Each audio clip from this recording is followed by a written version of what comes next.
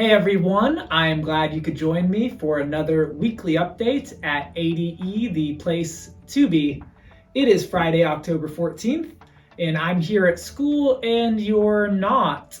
So I hope you enjoyed your extra day off. Students, I did enjoy some professional development with our staff today, specifically about how to be better teachers of reading and writing, which is kind of important.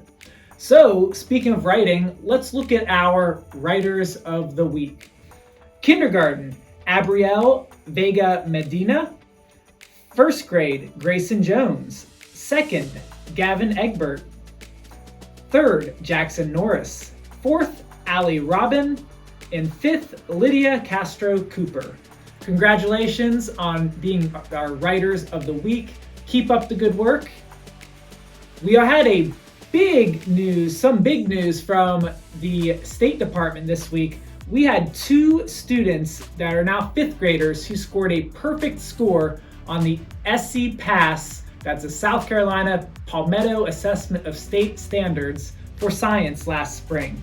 Only 2 in our school, and it's very few that make it in the entire state. So big shout outs to Jonathan Hickok and Parker Wood. It is no small feat to score a perfect score on the Science PASS test. I want to also give recognition to their teachers, Miss Jackson and Miss Parrott from last year, who even though they don't want to take the credit, I know you put a lot of hard work into them as well. So congratulations to John and Parker and their entire families. They'll be recognized at the board meeting on October 24th by the superintendent and board. So pretty big deal. So looking back at our past week, we had a lot going on. We had our 4th graders at Camp Leopold learning all about science and outdoors. We had the Alice Drive Middle School football team come and greet our students and help out in the morning before they took on their crosstown rival Bates that evening and remain undefeated on the season. Our kindergartners went on their field trip to the fire station. And we had our Peace, Love, and School Lunch theme day. And there's a lot more going on in the school all the time. I know I sat down with every teacher in the building over the course of this week for a one-on-one meeting to talk about some goals for the year, for their students, for themselves. And it is amazing how well these teachers know your students. I was able to look at some data and they could tell me exactly about each student, what their strengths are, what their weaknesses are, what their preferences are, what they think they could work strongest in. And it was really telling to know that your teachers really care that much. And that's what makes this place special. So let's look at some upcoming things. Coming home on Monday, you will get the Impact Aid form. This goes home every year, and I know it's a little confusing. We need everyone to fill it out in black or blue ink and return it by Thursday, the 20th. Everyone needs to fill out that first section. You only fill out the other sections 2 through 4 if they apply to you. And for most of you, it will not, but just read it and see if it does. Everyone needs to fill out section 1 and sign at the bottom, date it, and send it back.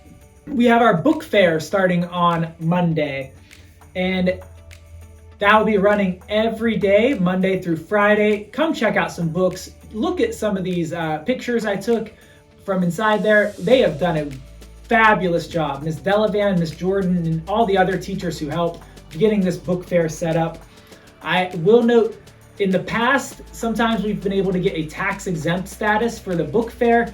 That was not possible this year, so you will need to make sure you know that there will be tax on the books or other items sold.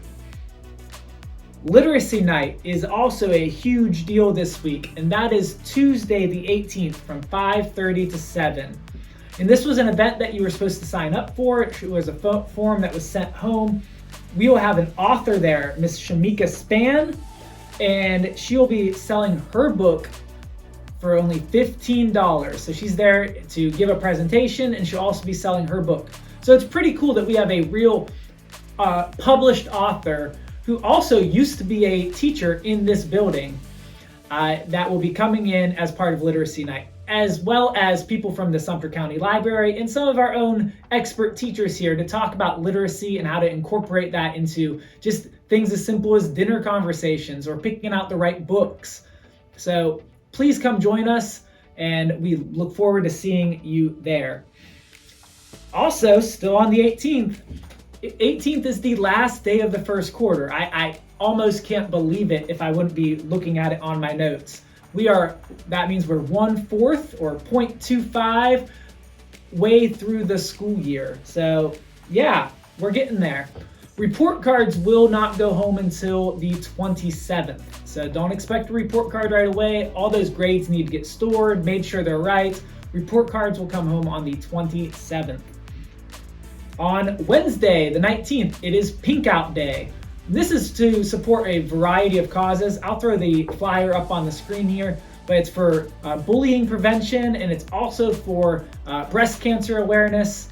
And so Pink Out Day, wear your pink on Wednesday. I'm excited for that. We'll have different things on sale in the morning, and I'll go ahead and put that information up here as well.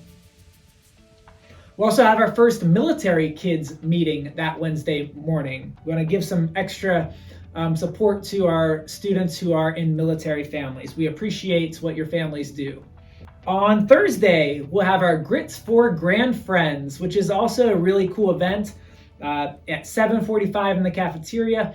There was a form that went home, and we need that signed or brought back so we can get an accurate count. And I think that's supposed to be brought back by Monday. Yeah. So we look forward to that event.